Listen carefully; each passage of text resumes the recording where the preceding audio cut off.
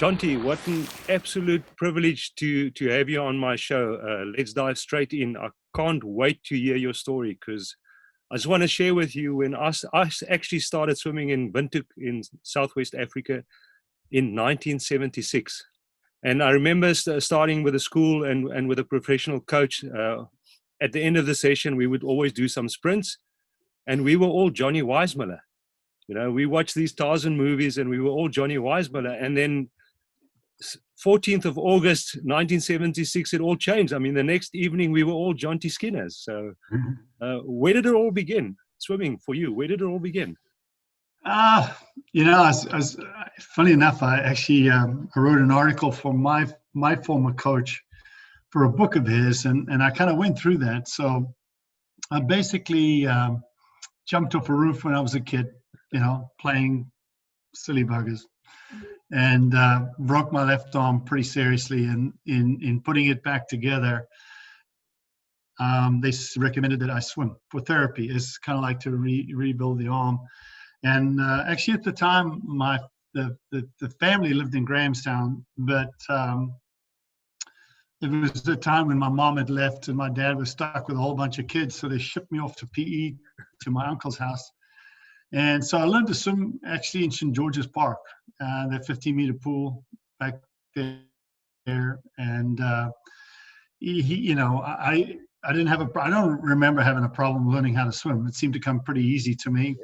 And I remember the first time, like within a couple of weeks, my uncle came to pick me up, and I just launched myself across the pool, and he was ripping off clothes, all panicked because he thought, I was just heading for the deep end. Yeah. And anyway, I made it all the way across. And so he sent me over to Peter Elliott's program in Walmer. And so I started off in Peter Elliott's program, and this is sort of my initial years.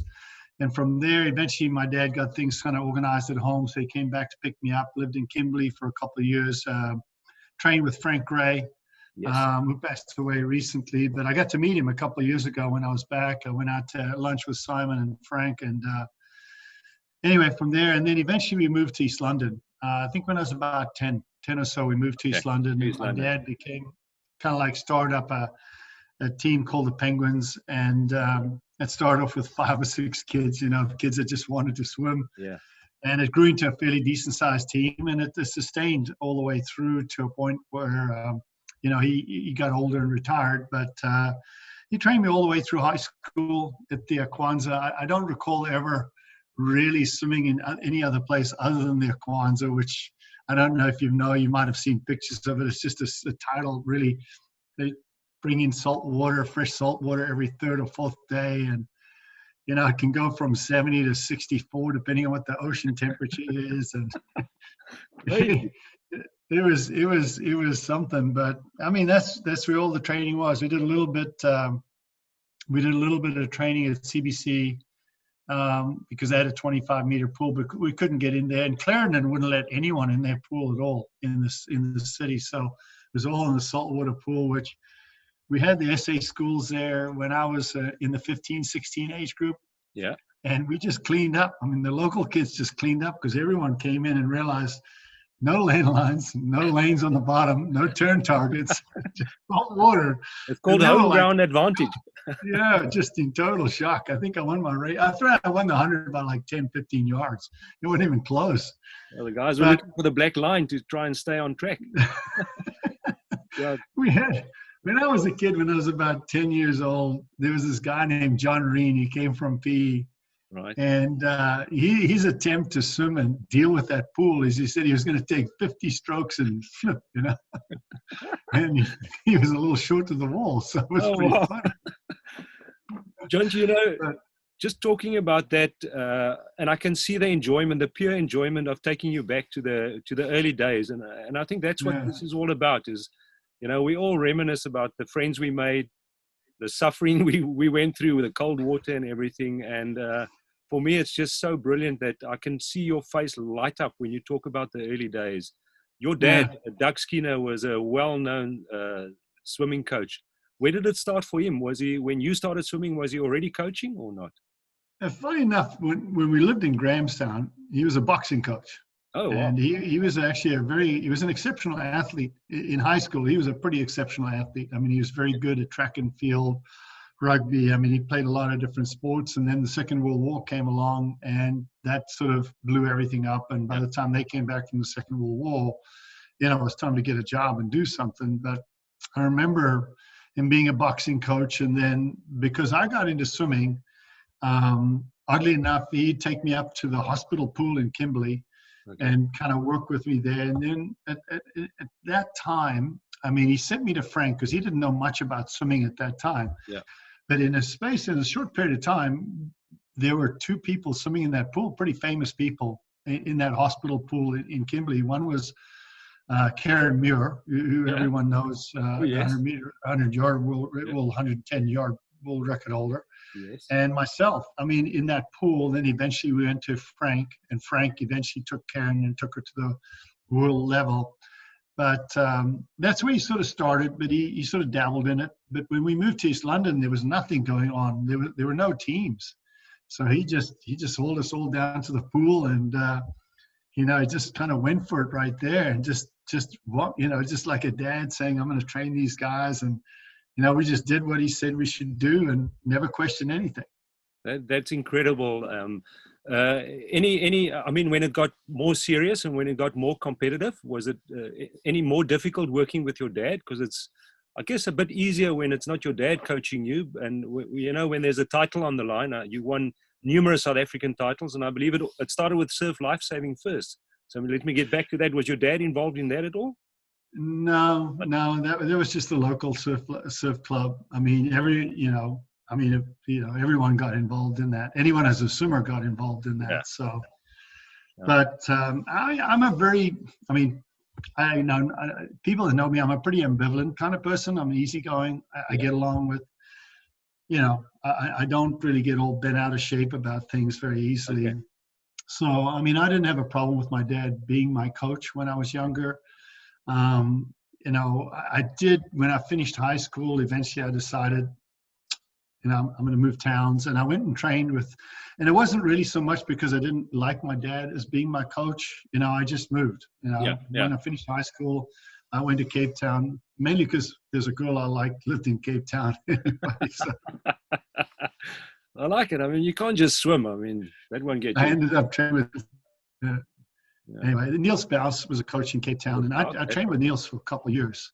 Okay. And actually won all the titles that I won when Niels was my coach.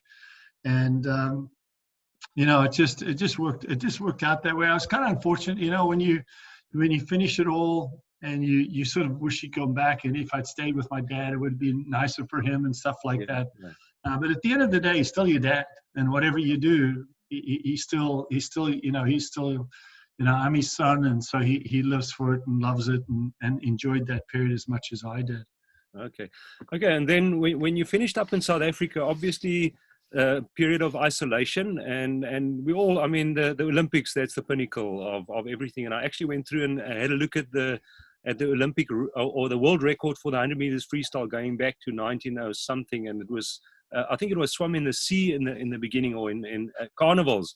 And then I think early in the 20th century, they went to a pool. But a lot of the times, the 100-meter freestyle record was broken during the Olympics, as was Jim Montgomery's swim in 1976. So obviously, you went to the States with a dream of swimming in the Olympics. Tell me a bit more about that. Well, yeah, it's kind of one of those things. It's funny, you know, the Kwanzaa, when you came in the entrance, there were a couple of notice boards right there. And my dad used to get the Swimming World magazine, which was, you know, it came in once a month. And then he'd take the meet results, the competition results, gala results, and he'd post them on the notice board. And I'd look at those times and go, holy cow. I mean, I wasn't even competitive. Really? And, you know, they had like the Far Western Championships or age group championships or something like that.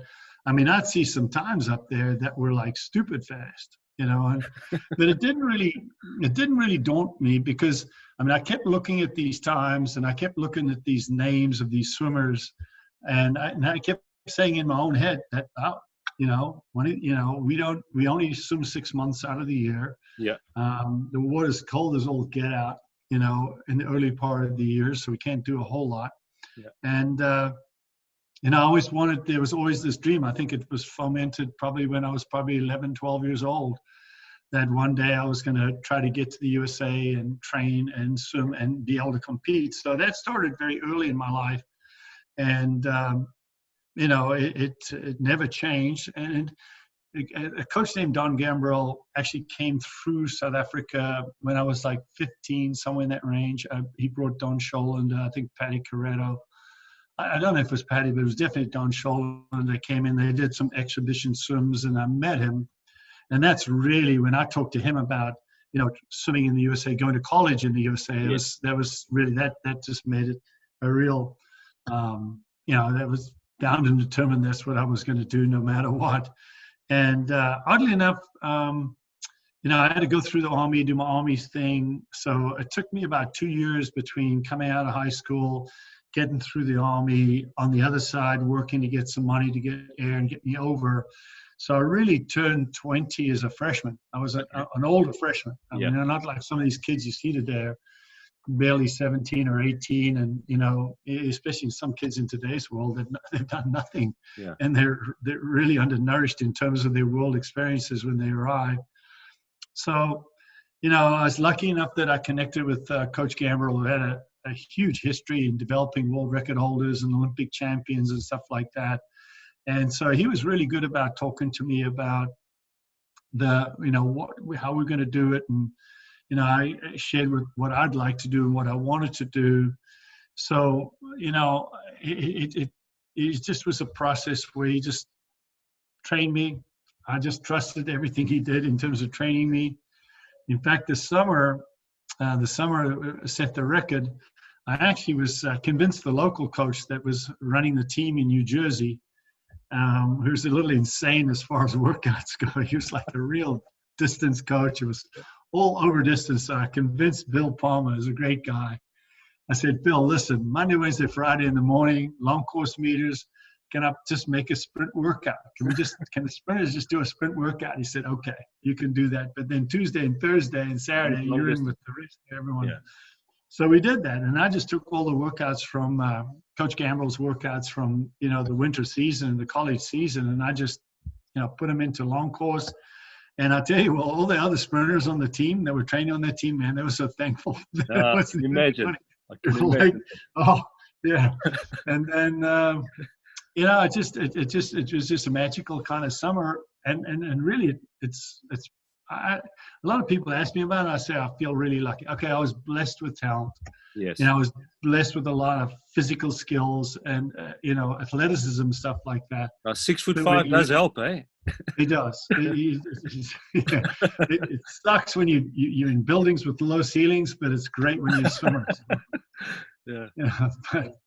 So, that summer, I'm just calling him up every Sunday. I'm like, Coach, this is what I did this week. What do you think we need to do? And we got to about 3 weeks out of the summer nationals. And he was actually at that time kind of finishing up at the Olympic trials and going into the American team's Olympic camp in, I think it was in West Point or something like that. And he said, Johnny, just rest. Just don't do anything more. Don't do anything hard anymore.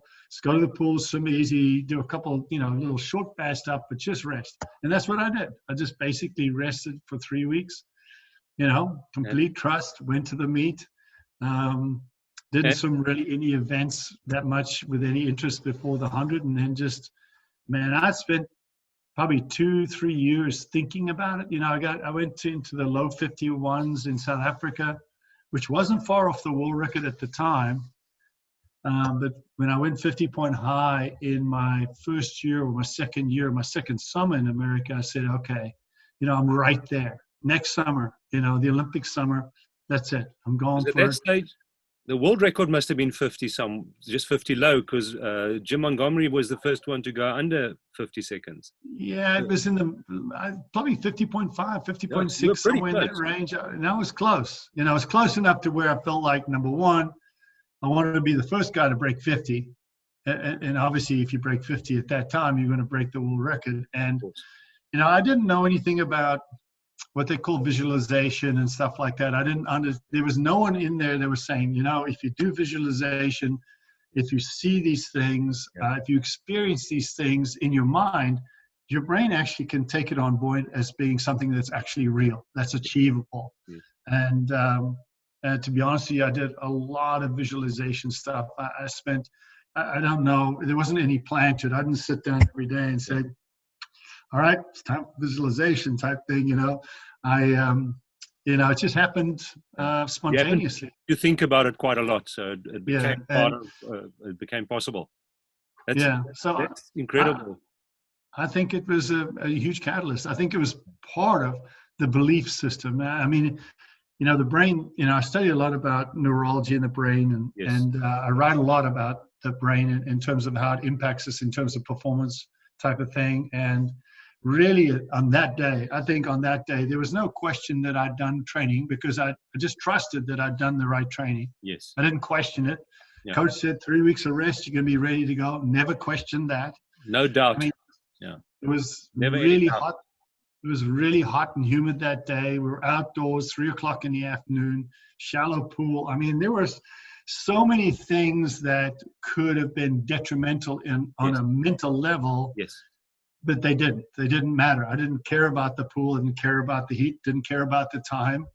You know, just had this complete belief that this was going to happen on that day. And, you know, it wasn't until I probably wrote a piece, again, for Coach the other day, that I was finally able to kind of be honest about it.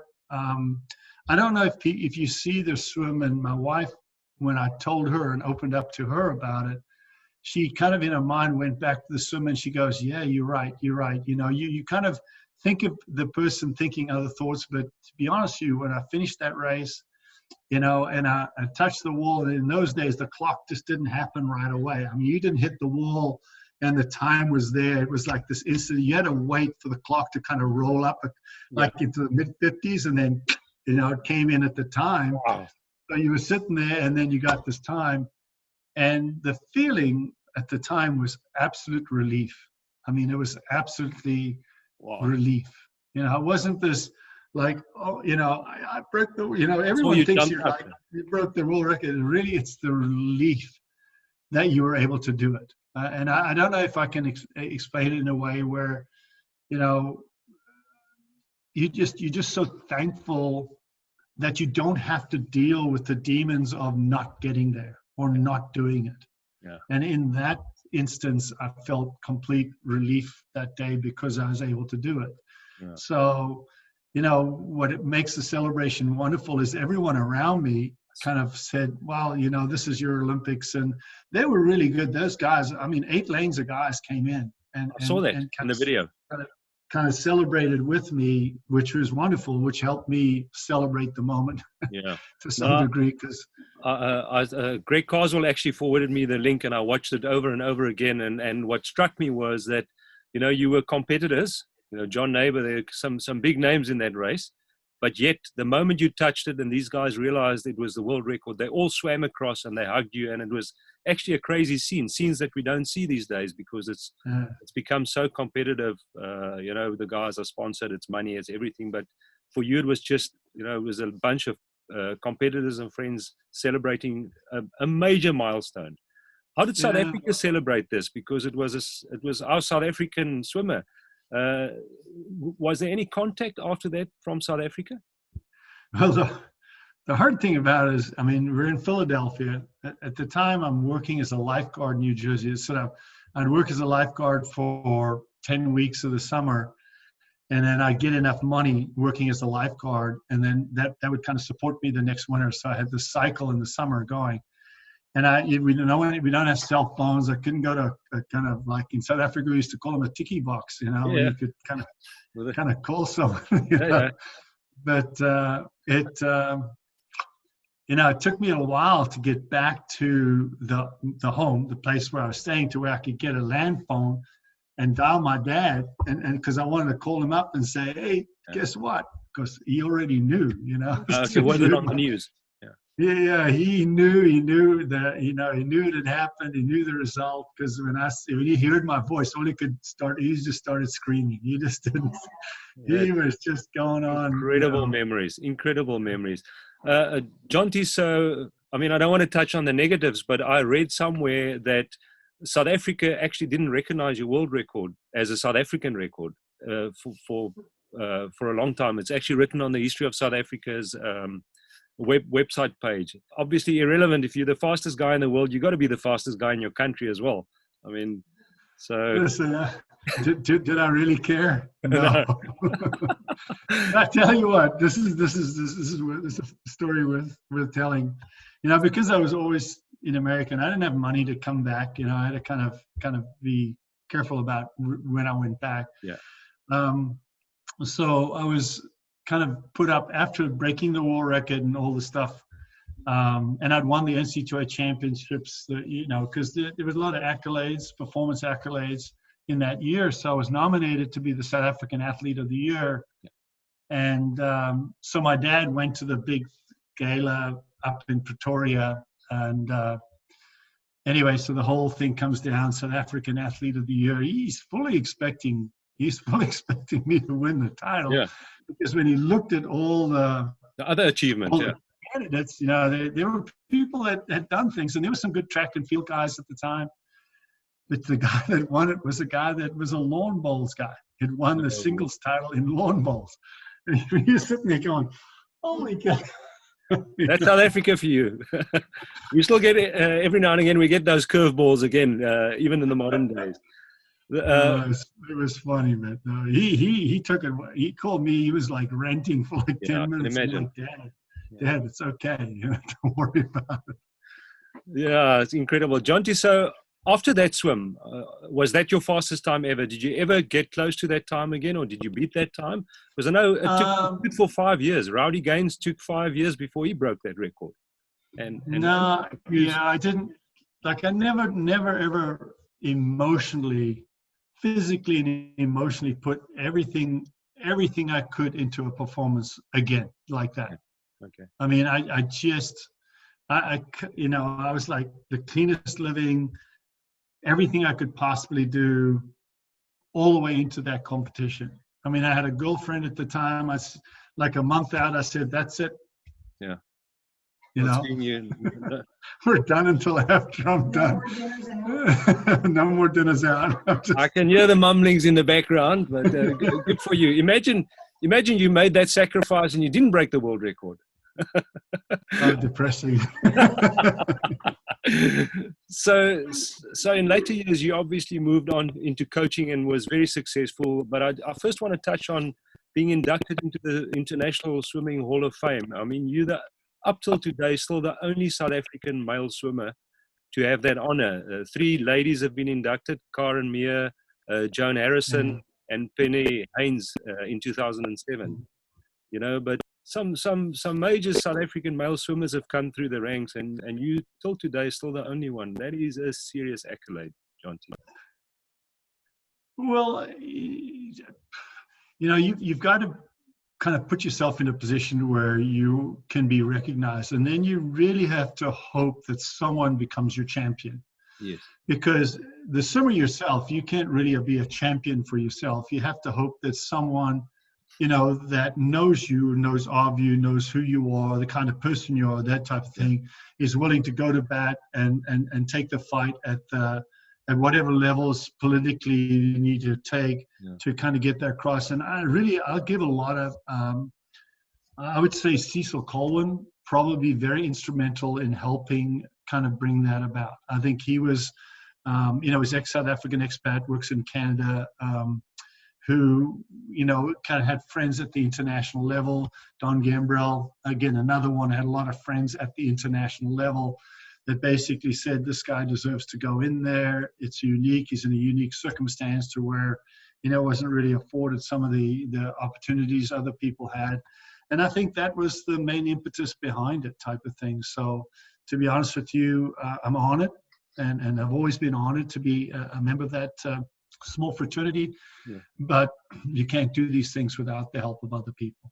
And that's exactly, I listened to your acceptance speech, and you were very gracious in mentioning the people who played a major part in your life, and the word luck featured quite a bit. And a lot of people think, you know, it's my hard work. Yeah, it's a combination of hard work, but as you said, you know, a lot of people sacrificed, played a part, and then that little word luck is important, you know.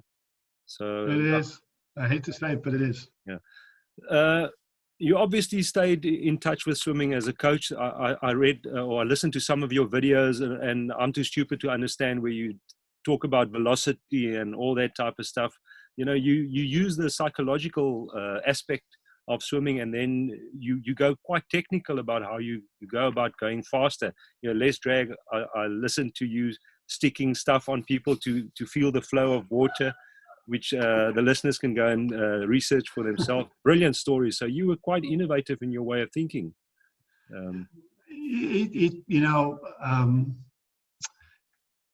My brother has one son, and his son grew up playing tennis, mainly because there was a tennis court right outside the house where they lived. And he was very involved. He was like my dad. He was very involved in the cultivation of Harry's development as a tennis player. And he read a book in the early 2000s that dealt with how the brain plasticity. And I don't know if someone said, hey, read this book. It's good. But he read it and he sent it to, he said, listen, read this book. Yeah. And so I read a book. It's called The Brain That Changes Itself. And it changed my life. It really changed everything that I thought about, with regards to how I would approach the development of an athlete, because I finally realized that if you didn't understand how the brain manages everything that you do, if you didn't understand it from the brain out, then you weren't changing anything was going to be extremely hard. So this whole skill adaptation, athlete adaptation, training environments all came about saying, okay, what I'm going to do to help the brain learn this. How am I going to how am I going to put my athletes into an environment that makes their brains a little more robust in terms of things that can handle. So from that point on, you know, I really went through this evolution as a coach that really thought about things from a completely new paradigm. And that sort of helped me. And the other thing I have to say is I had a fantastic teacher in the 1990s. The guy's name was Bill Boomer. And Bill Boomer was one of these unique coaches who saw the sport in a way that was like, you know, when you had a conversation with him on deck and we'd be watching the same swimmer in the water and he'd have a conversation with me and I'd be like, what? I didn't know what the hell he was talking about. To be honest with you, I really didn't understand anything he was saying. But being the kind of guy that I am, you know, I thought about it, you know, read stuff, played around, and eventually it just like turned the light on for me. So when Bill would come back the next time, which was usually a year late, I'd see him once a year, you know, I was like all excited because I knew and understood all the stuff he was teaching me the year before. And I was so happy to be able to share it with him, but he'd moved on. He was another mile down the road. And I'm like, you know, so this went on for years. But again, I was very lucky to meet Bill. And I was really lucky that Bill took me under his wing and helped teach me some of the sort of the inside out concept of teaching swimming. And when Bill kind of retired out of the sport in the early 2000s, and then the whole brain training paradigm came in. And to be honest with you, like I said, it just changed the way I saw how I approach training athletes. And, you know, I did this very last stint. I did a year up in Indiana, and there were like a whole group of kids that never been coached before. I mean, and I usually work with kids that came into a system. They were just filtering through the system. Now, all of a sudden, this was the first time I walked in the door and I had 15 kids looking at me that didn't know me. I didn't know them.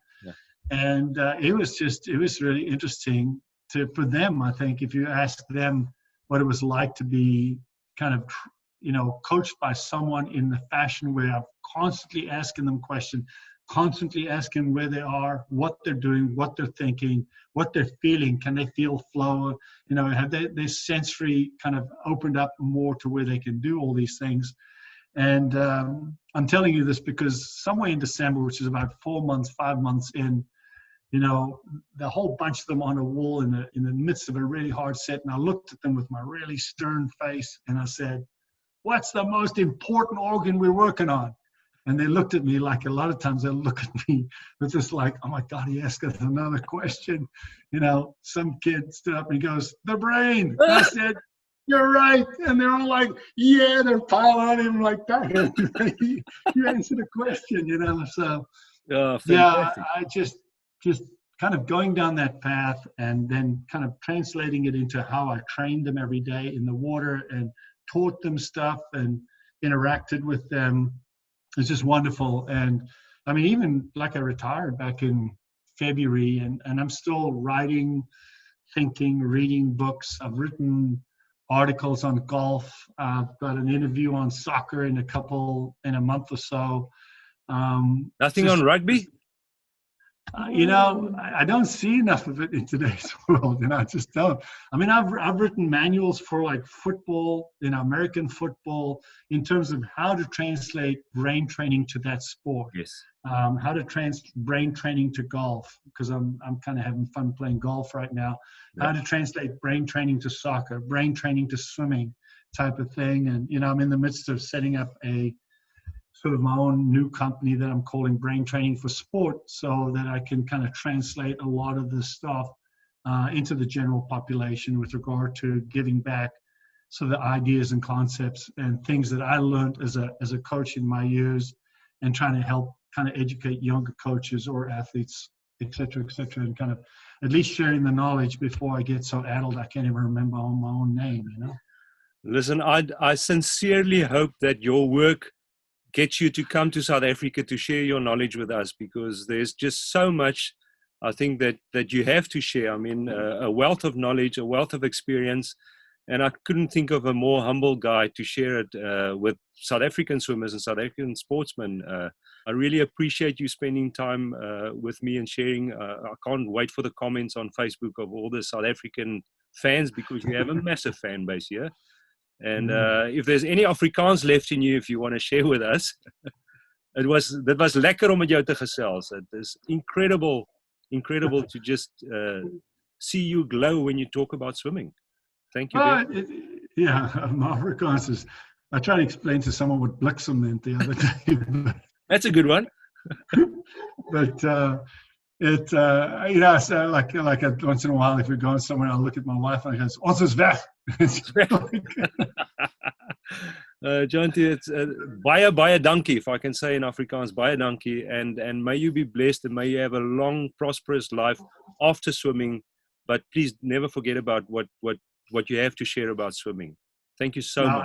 I don't, and I try really hard to, you know, people don't understand, you know, that I'm just very willing and easygoing with regard to helping and sharing. And I mean, this week I finished reading like 120-page little manual that some coach sent me that said, listen, can you please proofread this and kind of help me kind of get it into a kind of coaching manual for beginner coaches? And I said, sure, send it to me. And he sent it to me. And like my wife was watching me at breakfast the other day, and there were so many markings on the page. And I was like, she looked up and she goes, it's a good thing that's not red ink. No, I mean, passion, you just cannot stop passion. And if you want to do something with passion, you do it 110%. And it seems like that's the way you live your life. You know, I can hear the people laughing in the background. I think you are loved by your family, which I think is the most important thing. You can be the world's best. That's a good thing. They might take care of me. No, they might need to, but I think you've taken great care of them. I can just feel it. Do you ever come back to South Africa? I know it's difficult now with COVID. Any plans? Yeah, my next plans will be there in a year. I have my 50th coming up next year, 2021. So, okay. Yeah, I'll come in, and obviously I grew up in East London, so Selborne College, and we'll go back for my 50th and be in EL for probably a week, and PE with my sister, and in Cape Town probably with my other sister. And you were born in Mowbray. You've got to spend a bit of time in Mowbray. I work for a wine farm. If I can, I got Paul Blackbeard some wine when he was out here. So I would love to take you around and show you some of the top wine farms and restaurants. If I have. I mean, my wife will be a huge fan for that. I'll take her around if you're going to miss out if you don't come with. That's a deal. I mean, for the odd times that I'd go, my mom, before she died, worked as a nurse at Jonty Skinner. Okay. And so every time I'd come back, one of the absolute things we did every time we'd do a drive around the wine room. Yeah. And she was just so wonderful. Just first place, by the third place in having a glass of wine, she'd loosen up and open up and just start talking. You know, which as a son, you hear things that you probably would never hear because parents are not very good about opening up and really talking. Exactly. You know, type of thing. So especially that generation, I think we're trying to rectify that, and maybe we share too much with our kids now these days. They maybe don't want to listen and hear all that stuff. But I mean, for me, it was such an honor to meet Paul Blackbeard, and he, you know, a lot like you tend to think that you need the arrogance and you need to, good Afrikaanse word, jy moet windgat wees. You need to be full of yourself to really think you're better than other people to beat them. But you've shown that, Paul Blackbeard has shown it, and I've spent a lot of time with Chad Leclos, and there's a certain arrogance. He's very similar. Chad, I've done a lot of swims and photography with Chad, and I mean, he was in my house in the kitchen making cereal, and I couldn't believe that this was this Olympian that is just a normal. He was a kid still, and I really appreciate that, and it's the type of people we want to spend time with. So if you ever come to South Africa, the wine's on me, please. Okay. My wife is laughing in the background. She's all happy. I'm going to send you a picture on WhatsApp. That's my view every day. I'll send you 1 or 2 videos tomorrow, you know, from this site. It's just outside Stellenbosch. And it's Stellenbosch. We make some pretty good wines in Stellenbosch these days. There's also been a massive evolvement. You know, people started traveling. And then we realized, oh, maybe the wines are not as great as we thought, and we learned from other people. I think the same thing happened in sport. My father-in-law was the Springbok manager. He was a Springbok captain in the 60s, but he was the manager in 1992 when the international sports opened up again.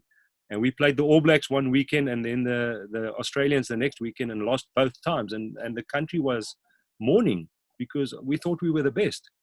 But because of isolation, we were only beating each other around. We weren't beating international competitors. And I think something that I picked up in in something I read about when you said, you know, you couldn't believe why people, you came back to South Africa and you actually spoke to swimmers and you said, stop trying to beat the South African record.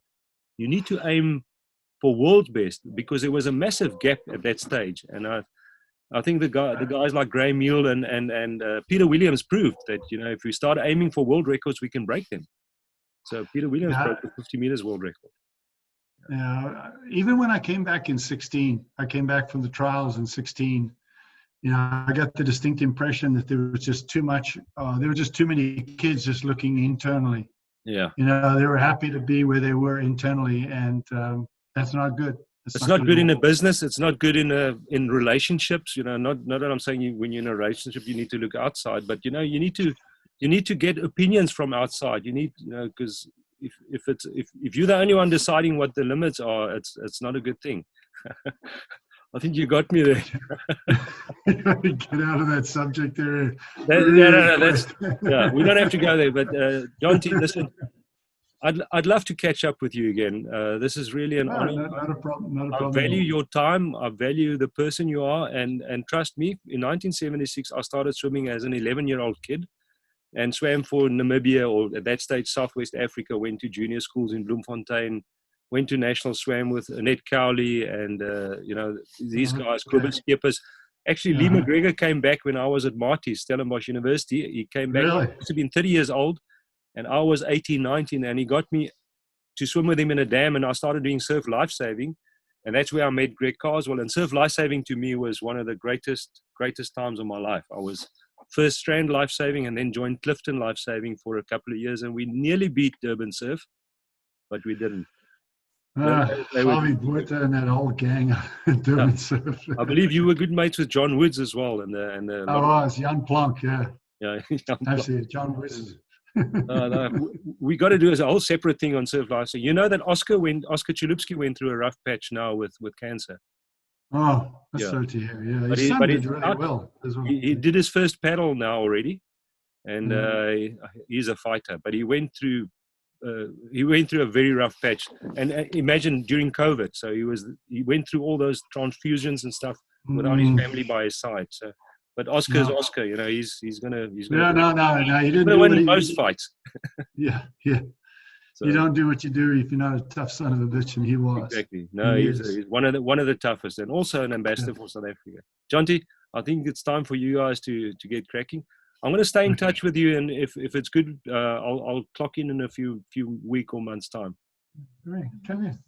Now, please come in. I'm the one who's going to be pouring you the wines. Let me show you. Yay! There we go. Very good. Lovely. Yeah.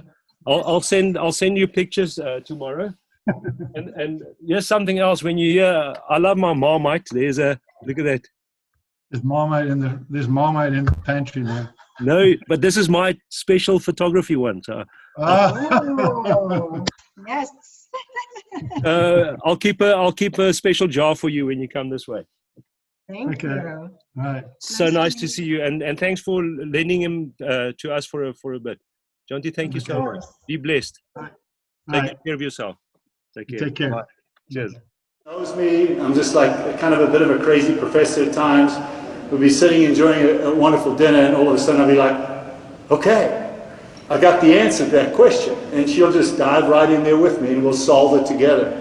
So I can't say enough about someone that is willing to allow you to be who you want to be, and to be that way 24/7, because I am pretty much that way 24/7.